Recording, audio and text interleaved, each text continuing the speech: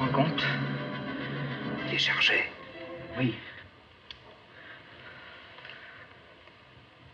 Tiens-le en joue. Hoy por fin ha llegado el momento de enfrentarnos a uno de los textos más estimulantes de ¿Qué es el cine?, de André Bazin. Esta vez nos vamos a dedicar a La cibernética de André Caillat.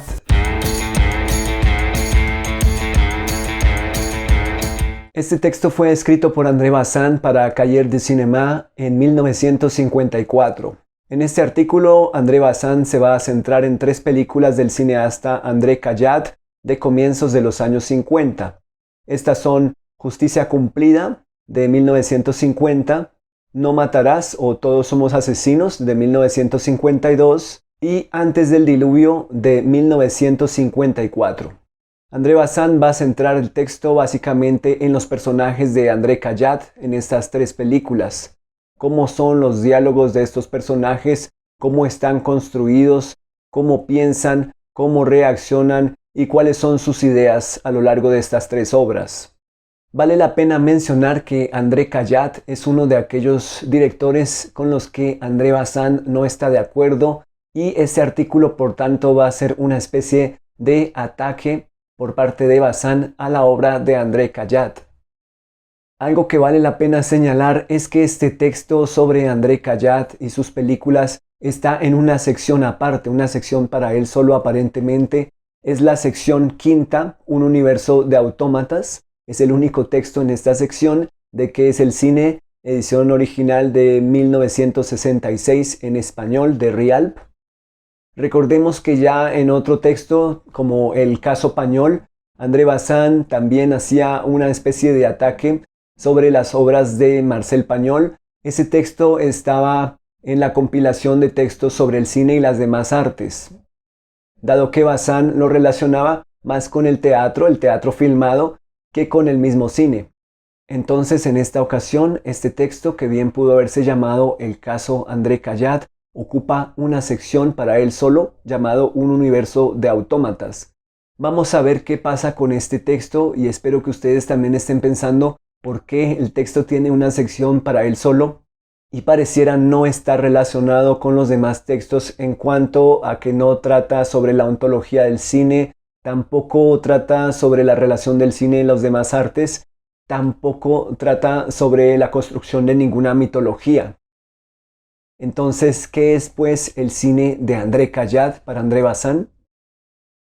Comienza Bazin. El autor de Antes del diluvio ha introducido en el cine francés un nuevo tipo de film social con un éxito tal que ha suscitado, bajo formas más o menos atenuadas o más o menos felices, múltiples imitaciones. No cabe duda de que Justicia cumplida y No matarás han modificado el curso de la producción francesa y que puede encontrarse su eco, por ejemplo, en El esclavo o Le Guérisseur o La Rage au Corps, por no citar más que los más honorables entre los films que han sufrido su influencia. Al mismo tiempo se desarrolla la tendencia que podemos llamar adorables criaturas y que no es menos característica de los 3 últimos años. No sería difícil recurrir a la paradoja e incluir en el mismo apartado el, entre comillas, valor social de André Caillat y el amable cinismo de Christian Jacques y compañeros, puesto que la presencia en ambos casos del guionista Charles Spack bastaría para darnos un motivo. Pero no estoy dispuesto a hacerlo, no solo por razones morales y porque la experiencia ha probado suficientemente de qué lado estaban los riesgos, sino también, y muy de verdad, en interés del cine. Hay mucho que decir contra el fundamento de los films de Caillat y nada nos impedirá hacerlo inmediatamente, pero solo después de haberles reconocido cualidades que sería muy fácil ignorar dando a priori una definición restrictiva de la puesta en escena.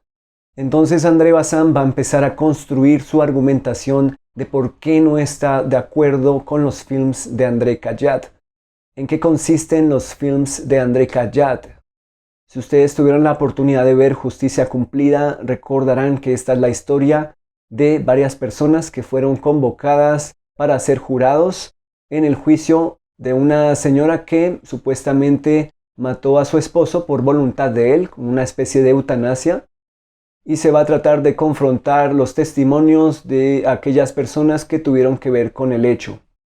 La tensión de esta película se va a construir a partir de esas relaciones que van surgiendo entre los jurados y las personas que están involucradas directamente en el caso.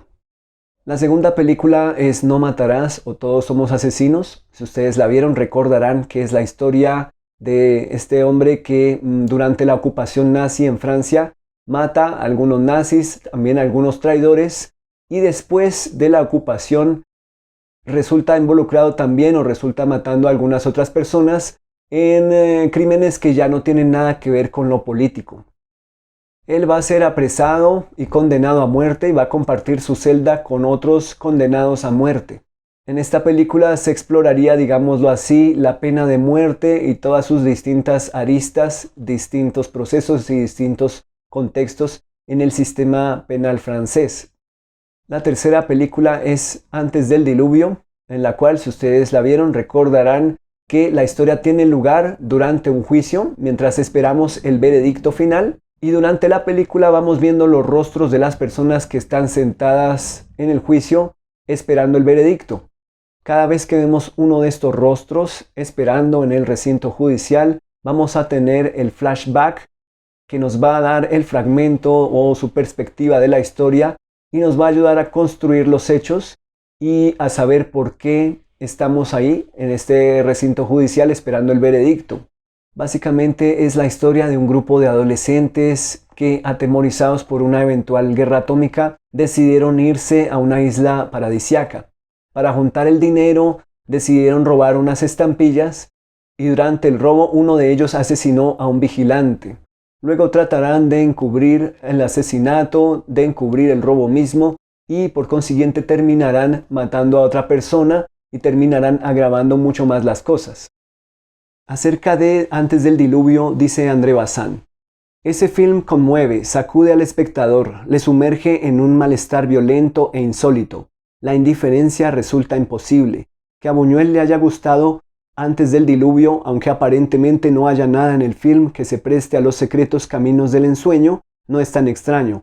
Dudo que me haga intérprete de la crítica surrealista defendiendo a Cayat desde este punto de vista. Me parece, sin embargo, que es su más sólida coartada.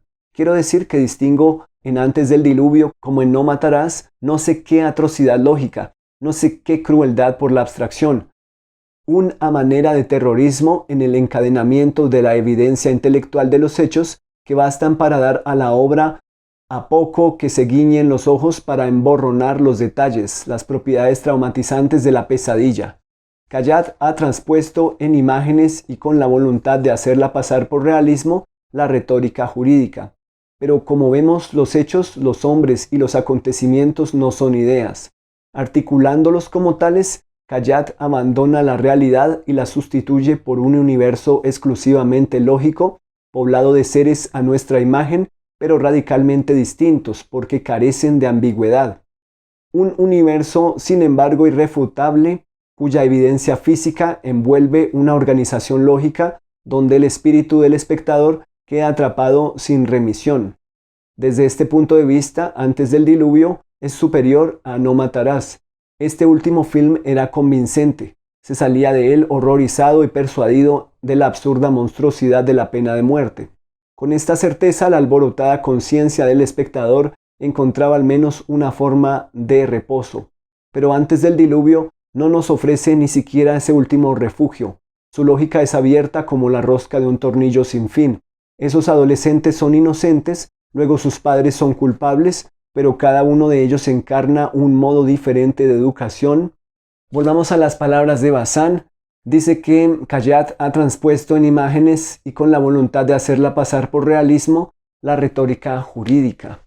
Sin embargo, ¿a qué retórica jurídica se refiere Bazin? Hay algo interesante en las películas de Cayat y es que pareciera que la verdad es algo a lo que no se puede llegar. No parece que exista una verdad objetiva. Pareciera que a pesar de las evidencias o los testimonios, no vamos a llegar como espectadores a conocer lo que realmente ocurrió. Puede que Bazin se refiera a esto como la retórica jurídica. Tratar de construir una verdad a través de simplemente las evidencias. Y por otro lado, dice Bazán, una manera de terrorismo en el encadenamiento de la evidencia intelectual de los hechos que bastan para dar a la obra, a poco que se guiñen los ojos para emborronar los detalles, las propiedades traumatizantes de la pesadilla. Pareciera que los hechos a los cuales sí tenemos acceso pertenecen a la lógica de las pesadillas, algo que parece demasiado extraño para ser cierto, demasiado extraño para que los demás nos lo crean. Entonces hay un contraste entre estos dos tipos de sucesos. Por un lado, los que son demasiado extraños, demasiado bizarros para creer, y por otro lado, las cosas que de por sí no se pueden saber si ocurrieron o no, sino que están presentes a través de la evidencia que se recolecta en el proceso judicial. Como espectadores nos vamos a ver enfrentados a algunas situaciones en las que debemos decidir si creemos en las palabras de los personajes o no. En la primera película, Justicia Cumplida, vamos a ponernos en el lugar de los miembros del jurado, escuchando los testimonios de las personas involucradas, pero la película en ningún momento nos va a mostrar un flashback de la escena del crimen, no vamos a tener ni siquiera una imagen del señor que murió. Solamente vamos a tener acceso a los testimonios y sobre eso nosotros también estamos como en la tarea de tomar una decisión, como los jurados, acerca de la culpabilidad o la inocencia de la persona que está siendo juzgada. Como procedimiento formal en aquella película Justicia Cumplida, vale la pena mencionar el efecto Kuleshov. Es extraño ver el efecto Kuleshov en una película en donde priman más las palabras que las imágenes. Aquí vamos a ver el plano del rostro de la señora Elsa, la que está siendo juzgada. Vamos a encontrarnos con que es la misma imagen. Esto refuerza la invitación a que el público, a que la audiencia, a que nosotros los espectadores hagamos un juicio o tengamos una impresión acerca de esa efectiva culpabilidad o inocencia a través de aquel rostro.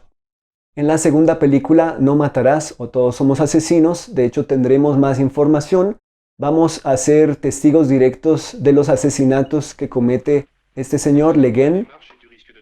Sin embargo, no vamos a saber exactamente el motivo o lo que hay detrás de aquellos asesinatos. Vamos a estar guiados simplemente por sus palabras, nuevamente por los testimonios. Y en un momento de la película, aunque nosotros fuimos testigos de cómo él asesinó a uno de estos señores a los cuales fue encomendado, vamos a encontrarnos luego con el argumento de la esposa del asesinado, la cual va a decir que no fue Le Guin el que lo mató, sino unos soldados nazis. Realmente no vamos a tener un conocimiento pleno acerca de por qué la esposa estaría mintiendo y diciendo que Le Guin no fue el asesino.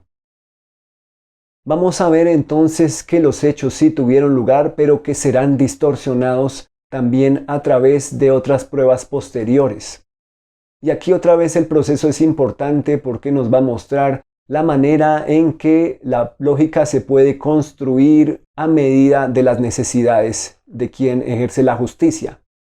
Y en la tercera película, Antes del diluvio, vamos a tener acceso a todos los hechos a través de los flashbacks que tienen los distintos personajes mientras están esperando el veredicto final. El caso de esta película es distinto al de las dos anteriores. Aquí, por el contrario, vamos a tener mucha más información y acceso a todos los episodios, a todos los crímenes cometidos en la película. Y aquí, claro que sí, como lo dice Bazán, lo que se construye es una especie de pesadilla en la cual una serie de buenas intenciones llevaron a cometer una serie de crímenes y otras atrocidades mayores para intentar remendar o enmendar los errores. Dice Bazán acerca de Antes del diluvio: la fuerza de este film organizado para probar consiste en no probar nada en absoluto, en abandonarnos a fin de cuentas en el infierno de su lógica, aterrorizados ante las perspectivas que nos deja todavía entrever. Hay quizá algo de paradójico en mi argumentación. Admito que la llevo tal vez un poco demasiado lejos.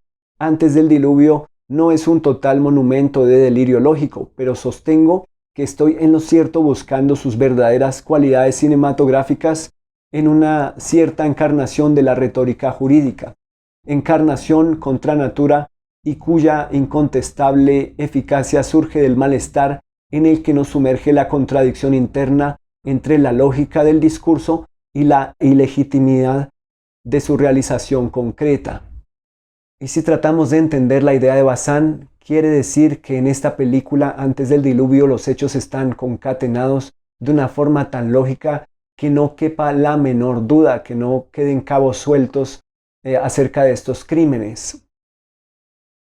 Pero les pregunto, si ustedes vieron la película, ¿realmente quedan totalmente satisfechos, satisfechas con lo que ocurrió? ¿O ustedes piensan que quedan algunos cabos sueltos, algunas lagunas, algunos baches en esta narración, en este desfile de hechos?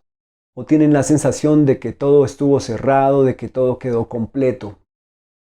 Dice que esta encarnación, cuya incontestable eficacia surge del malestar en el que nos sumerge la contradicción interna entre la lógica del discurso y la ilegitimidad de su realización concreta.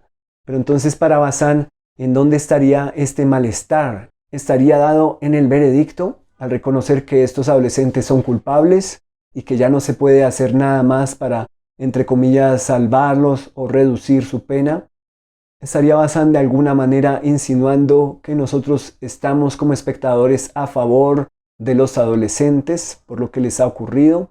¿Qué piensan ustedes de esta película si tuvieron la oportunidad de verla antes del diluvio? ¿Será que cuando Bazán afirma que este malestar que nos produce en los hechos y la presentación jurídica de los mismos, sienten ustedes que tienen que tomar una posición frente a la condena final hacia estos jóvenes? ¿Acaso estaría insinuando Bazán que el malestar estaría dado por la identificación, acaso del espectador con los jóvenes o con el proceso mismo? ¿Estaría diciendo que hay un malestar debido a la sensación de injusticia quizás? ¿Estaría diciendo que hay un malestar debido a la manera en que este proceso fue construido o representado ante nuestros ojos?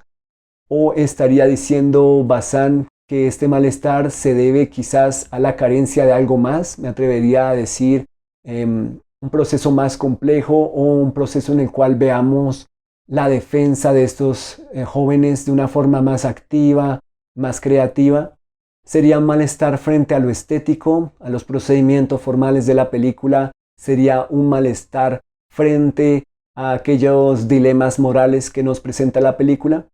Dice Bazán: no es difícil imaginar que André Caillat no tiene ningún interés en ser defendido de esta manera.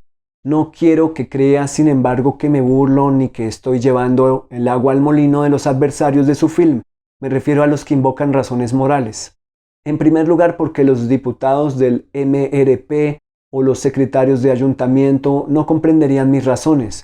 Pero sobre todo porque incluso después de lo que he dicho, creo en la utilidad de sus films.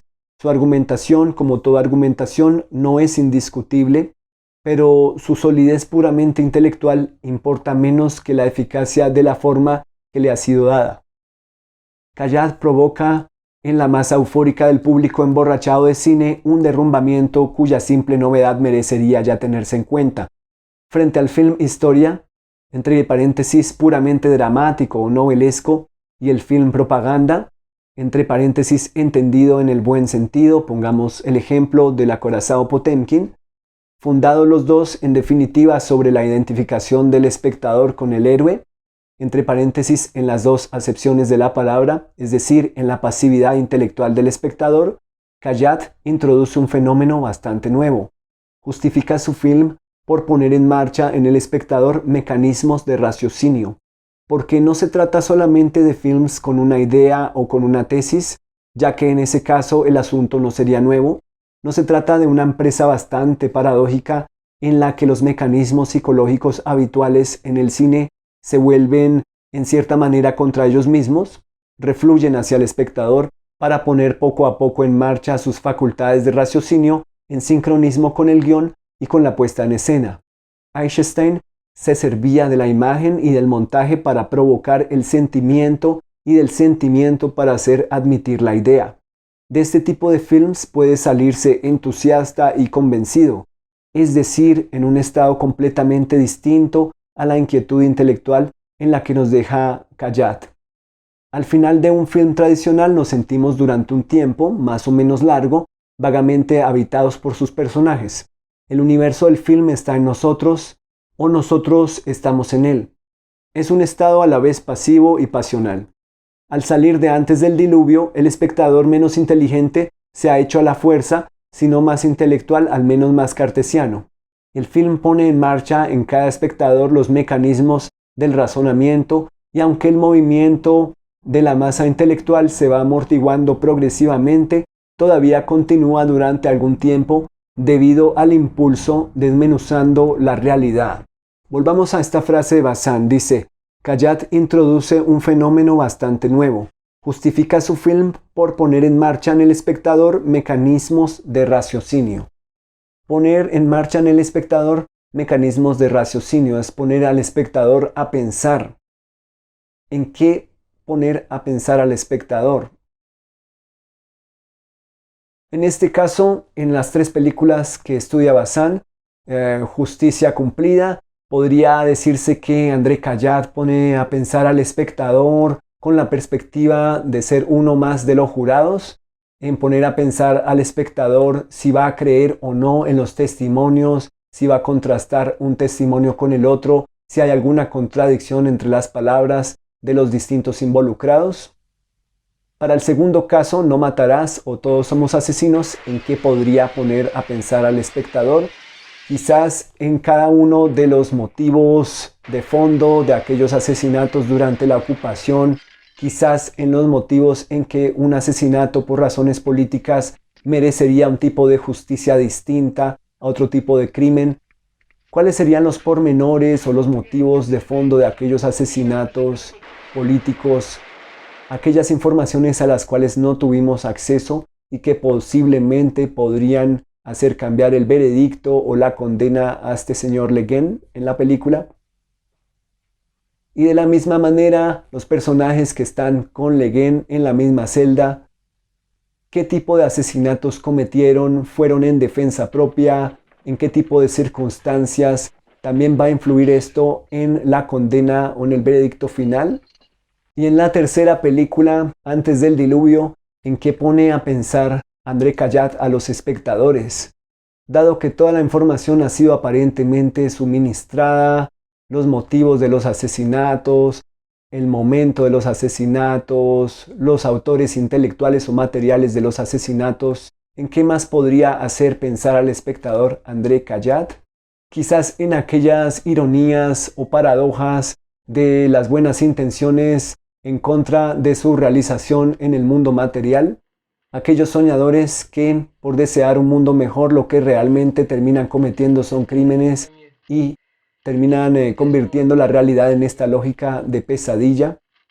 Es acerca de esto que André Cayat quiere hacer pensar al espectador, y si es así, de qué manera o hacia dónde puede llevar, que no sea un lugar unívoco, que no sea un lugar de consenso. Continúa Bazin. De todas formas hace falta denunciar ese cine, entre paréntesis, defendiéndole al mismo tiempo del grueso de sus enemigos por el malentendido que introduce en el espectáculo cinematográfico. Cayat ha inventado un género, pero es un género falso, o más exactamente equívoco, y que traiciona a la vez el realismo del cine y sus poderes de abstracción dialécticamente solidarios.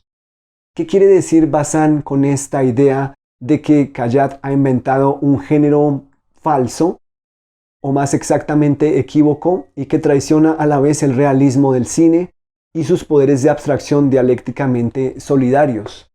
¿Estaría André Cayat con estas películas traicionando las posibilidades del cine en cuanto a una obra que pueda estimular la imaginación, en cuanto a una obra que pueda llevar al espectador por diversos caminos de interpretación a través de diversos procedimientos audiovisuales estimulantes?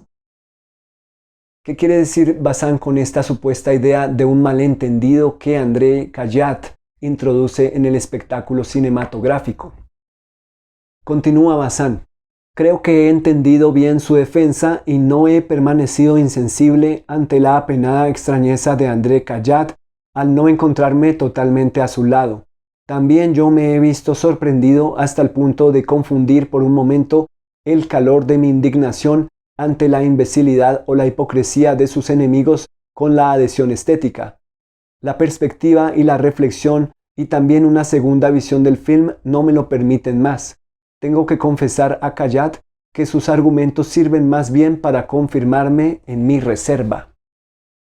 Comienzo por rechazar el más inmediato. En Cannes, Kayat y Spack se han dedicado a refutar una crítica estereotipada según la cual Antes del diluvio sería un, entre comillas, film de tesis y, entre comillas, la obra de un abogado. Recordemos que André Kayat ejerció originalmente como abogado y luego comenzó a hacer películas en cine. Continúa Bazin. Ciertamente, dice Kayat, yo he pleiteado, pero he sido sobre todo periodista y he sido incluso maquinista. ¿Por qué no podría hacer films sobre maquinistas? Pero como justicia cumplida presentaba un proceso, se ha descubierto de una vez por todas que yo hacía films de abogado, construidos como un alegato y demostrando una tesis. Y continúa Bazin. Si alguien dudaba de que André Kayat siga siendo un abogado, bastaría oírle defender sus films para disipar la duda. Pero su defensa tiene el mismo punto débil que su obra. Resulta demasiado convincente para ser justa. Veo, dice él, dónde está mi error. Mi equivocación ha consistido en tomar la excusa de un proceso para contar una historia. Era un medio cómodo de construir el relato evitando las repeticiones. Obnubilada por nuestros antecedentes, la crítica no ha querido ver más que otra maquinación de abogado. Ha creído que mi intención era justificar a los hijos para entregar a los padres al jurado.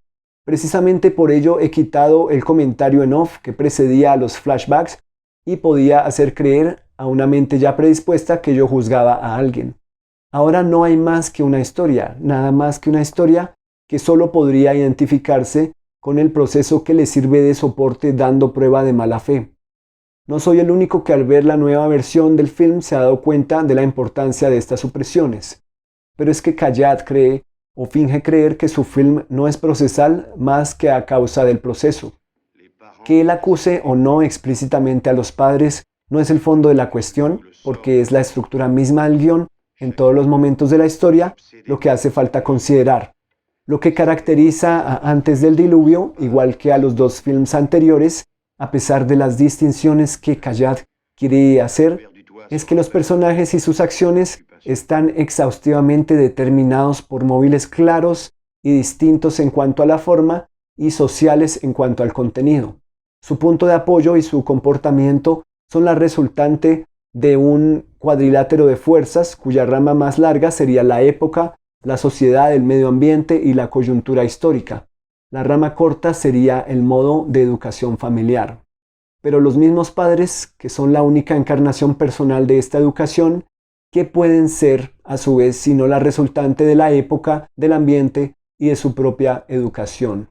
Y aquí hay varias ideas. André Bazin nos cuenta acerca de la defensa que hace André Kayat de la película Antes del diluvio en el Festival de Cannes, acerca de por qué usó esta estructura a través de flashbacks dentro de un proceso judicial que está también fragmentado. Y por otro lado sale a reducir el determinismo de los personajes principales, de los adolescentes, determinados por una serie de valores de una época, por una serie de constructos, y también sus padres por ende determinados también por una serie de constructos, una serie de valores de sus respectivas épocas, como una cadena infinita de tradiciones y de determinaciones que estarían marcando la pauta de las acciones que se ven en la película. Si ustedes vieron la película Antes del diluvio, podrían afirmar que esta es una película de tesis, podrían afirmar que efectivamente la película estaría sintetizada o reducida en una afirmación del tipo los hijos se meten en malos pasos por culpa de sus padres, o hijo de tigre sale pintado, o la ignorancia de los padres determinará la ignorancia de los hijos. ¿Podría reducirse a este tipo de afirmaciones, a este tipo de tesis, esta película Antes del diluvio? Acerca de las dos otras películas, No matarás o Justicia cumplida, ¿podrían ustedes decir que hay una tesis en cada una de ellas? ¿Podrían ustedes determinar algún tipo de, entre comillas, mensaje o afirmación que las pueda reducir o que las pueda sintetizar al máximo? ¿O por el contrario son películas que se escapan de las manos, son películas que se pueden interpretar de varias maneras, son películas que nos pueden hacer pensar en muchas posibilidades acerca de la verdad, acerca de la justicia, acerca de la administración de justicia, las posibilidades de la justicia dependiendo del tipo de sociedad? Continúa Bazán. El argumento que más me ha preocupado en la defensa de Kayat, entre paréntesis, aunque no lo haya utilizado actualmente para antes del diluvio, es que por ser no matarás una, entre comillas, tesis filmada, toda crítica que reivindique para el cine la novedad y la libertad formal de expresión debería estar a favor de este enriquecimiento de los modos tradicionales de relatar. Es cierto que hace ya tiempo hicimos nuestra la frase de Feder sobre la posibilidad de hacer una película con el discurso del método y que los films de Kayat son eminentemente cartesianos. Pero, ¿qué es lo que se pretende con ellos? El razonar en el cine, encadenar las ideas abstractas no ya a partir de las palabras, sino de esa réplica irrefutable de la realidad que son las imágenes animadas. Sabemos que este propósito es legítimo y realizable y está en la base de muchos films de montaje. La queja que presentamos a André Kayat no se refiere a sus fines sino a los medios. Construyendo un film como un relato se compromete implícitamente ante el espectador a respetar las leyes de la realidad novelesca. Y escuchen estas palabras de Bazán. Construyendo un film como relato se compromete implícitamente ante el espectador a respetar las leyes de la realidad novelesca. ¿Creen ustedes que entre el realizador y el espectador hay una especie de contrato? ¿Creen ustedes que de existir una especie de contrato estaría escrito en piedra? ¿Creen ustedes efectivamente que hay contratos a priori entre el realizador y el espectador? ¿No estaría Bazán siendo parte de esa misma lógica que está criticando? ¿Esa lógica rígida que no deja abrir la obra en otras direcciones? Continúa Bazán. Sus personajes existen, debemos creerlo, como cualquier otro. Ahora bien, lo que distingue la realidad de la abstracción, el acontecimiento de la idea, el personaje verosímil de la simple ecuación psicológica, es el margen de misterio y de ambigüedad que resiste a todos los análisis. No hay héroe de novela digno de ese nombre que no sea en cierta manera más de lo que es. Pero teniendo en cuenta el propósito de Kayat y de Spack, les hacía falta, por el contrario, una realidad sin residuos, exactamente divisible por las ideas primigenias de las que viene a ser una simple coartada. Estaría Bazán diciéndonos que hay una ausencia de misterio, que hay una ausencia de pregunta, que hay una ausencia de imaginación en últimas en estas películas de André Kayat y del guionista Charles Spack. ¿A qué se refiere Bazán con que les hacía falta, por el contrario, una realidad sin residuos? ¿Quiere decir que los residuos son las tesis, como ya lo habíamos visto cuando estudiamos el género western? ¿Quiere decir Bazán que estos residuos son ideas que no hacen parte de la lógica del film o la lógica o la codificación del género? Exactamente divisible por las ideas primigenias. Y por otro lado, ¿cuáles son las ideas primigenias para André Bazán? ¿Serían ideas primigenias del relato, de todos los relatos en general? ¿Serían ideas primigenias en cuanto a estructuras? ¿Serían ideas primigenias en cuanto a la construcción de personajes quizás? ¿Qué quiere decir Bazán con aquellas ideas primigenias? Continúa Bazán. Todavía puede admitirse que resulta legítimo e incluso recomendable en la pantalla el utilizar el realismo en beneficio de la idea pura, pero a continuación de romper previamente la realidad y seleccionar los fragmentos. Así, por ejemplo, los famosos montajes de Why We Fight, un plano de noticiario representaba unas unidades de tropas aliadas avanzando de izquierda a derecha, asociada a un texto apropiado significativo de un asalto triunfal, cualesquiera que fueran las circunstancias reales de la toma de vistas. Y es que en este caso la abstracción residía en el montaje y en la relación entre la imagen y texto. En otros términos, la abstracción solo es legítima en el cine cuando se hace en los modos de relato que la designan como tal. Y André Bazin está muy rígido con esto de los modos de relato, como si no hubiera impurezas entre un modo de relato y otras, como si no hubieran formas en que se hibridaran los diferentes modos de relato.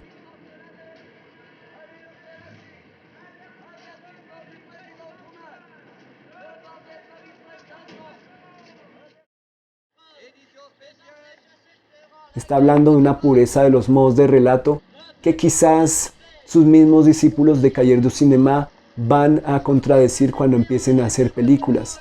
Un personaje como Jean-Luc Godard puede hacer películas de tesis utilizando herramientas de distintos modos de relato y hacer mezclas aparentemente impensables entre códigos, modos de narración, géneros cinematográficos y materiales plásticos.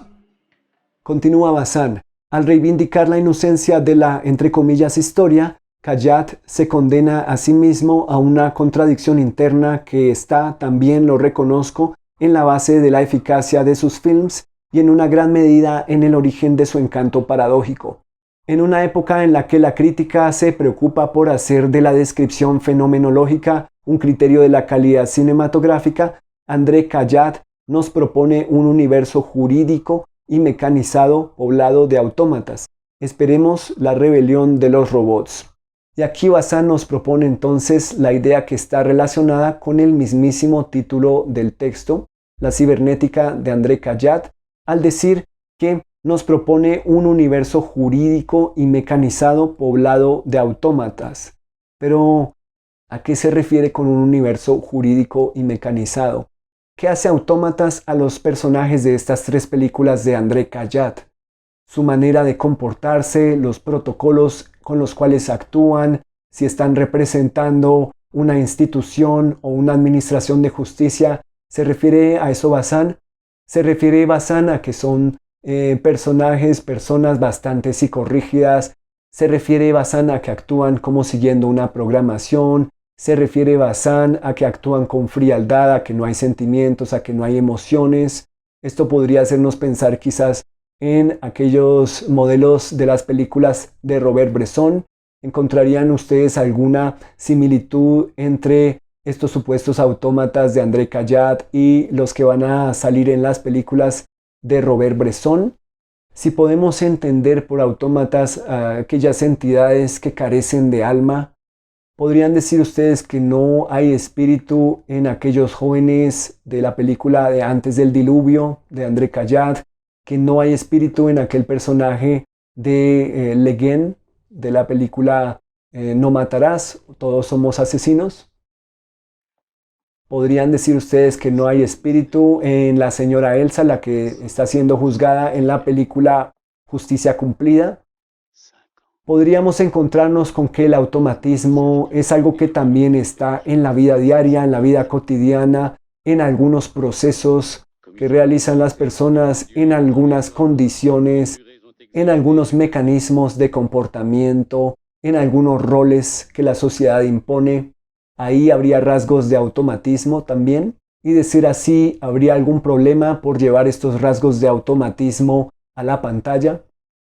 Habría una cuarta película de André Cayat, que es El Dossier Negro, hecha en 1955, un año después de este texto, la cual nos cuenta la historia de un joven juez que se ve en serios dilemas morales para tratar de esclarecer la verdad acerca de un asesinato. Tienen que exhumar un cadáver y determinar si aquel hombre fue envenenado o no. Durante la película vamos a ver cómo se trata de llegar a encontrar a los culpables por el supuesto envenenamiento.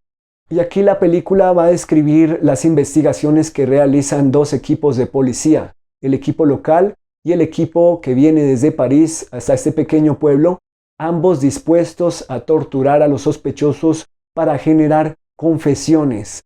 Estas confesiones forzadas se hacen para encontrar un culpable y dárselo a la opinión pública que está ávida por encontrar los culpables. Sin embargo, el joven juez descubre que hubo un error de procedimiento y que los recipientes donde se realizaron las pruebas ya estaban contaminados previamente con veneno. Así que eso cambia totalmente el rumbo de la investigación y este joven juez se verá enfrentado a decidir entre lo que la opinión pública quiere oír y lo que, entre comillas, se puede denominar como la verdad.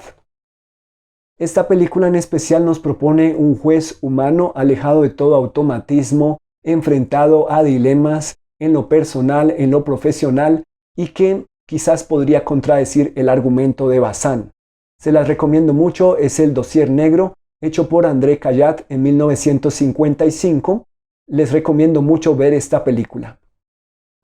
Y así llegamos hasta el final de este video. Muchas gracias por seguir este canal. Nos veremos la próxima semana con otro texto más de ¿Qué es el cine? Edición 1966 en español.